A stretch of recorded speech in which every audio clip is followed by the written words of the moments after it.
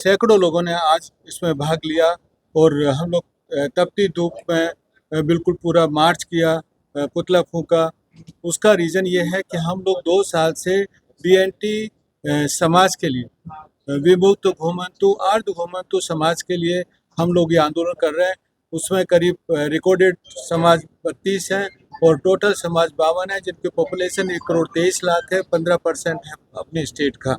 लेकिन उनको मूलभूत सुविधा तक नहीं है, घर तक नहीं है, बहुत सारी कम्युनिटी के घर तक नहीं है, प्रमाण पत्र नहीं बनते हैं।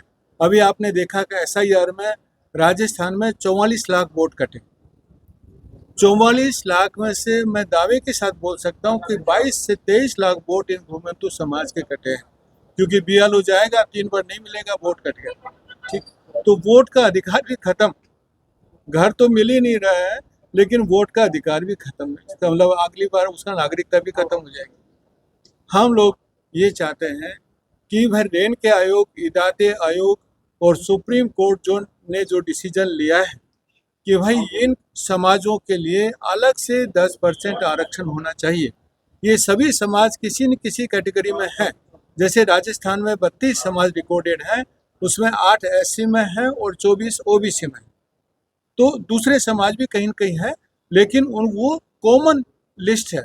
SC वाले सारी कॉमन लिस्ट में है, OBC वाले सारी कॉमन लिस्ट में है।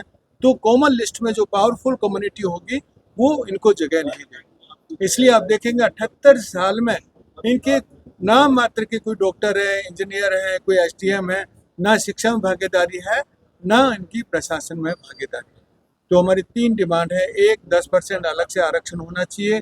2, 10% राजनीतिक प्रतिनिधित्व होना चाहिए। इनकी बात कौन करेगा? आज ऐसे ऐसे कानून बनाए हुए हैं क्योंकि इनकी बात बोलने वाला कोई है ही नहीं। अभी एक हमारे गाड़िया लोहार का जो बच्चा, जो युवा है, रोने तक आ गया, भाई घर तो दे दो।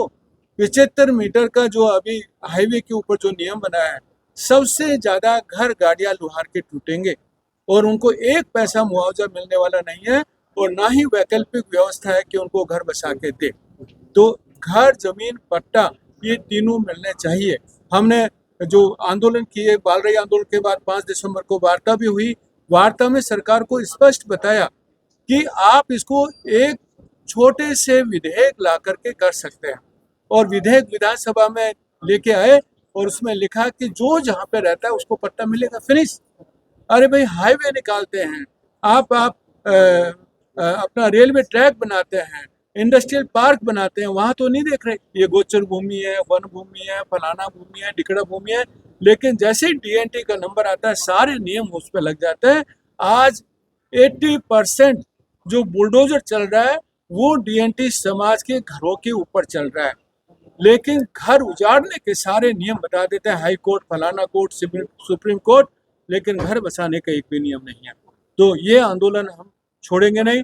हमने, क्योंकि सरकार ने 3 महीने का नाम लिया था, 3 महीने के बाद सरकार वापस आई नहीं और इग्नोर करने की कोशिश की।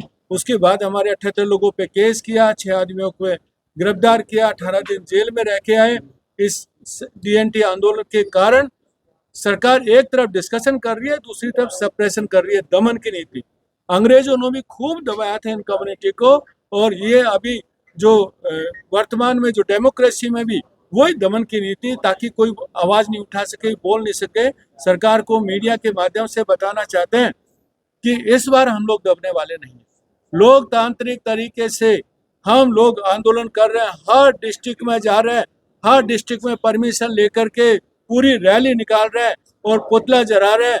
हर कलेक्टर को समझा के आ रहे हैं, रिपोर्ट भेजिए सीरियसली।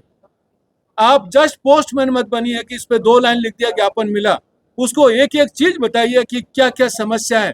ये सारी सीरियसनेस बताइए गवर्नमेंट को, और गवर्नमेंट को ऐसा ना हो कि हम लोग आंदोलन चल रहे हैं, कहीं पर भी अनहोनी हो सकती है। फिर मैं बोल रहा हूँ, कहीं पर भी किसी भी आंदोलन में अनहोनी हो सकती है, तब तो सरकार जगेगी ना। अरे जब शांतिपूर्ण कर रहे हैं तब तो आप बातचीत कर नहीं रहे, और जहां अनहोनी होगी तब भाग के आएंगे बातचीत कर लो। तो ऐसा नहीं करना है।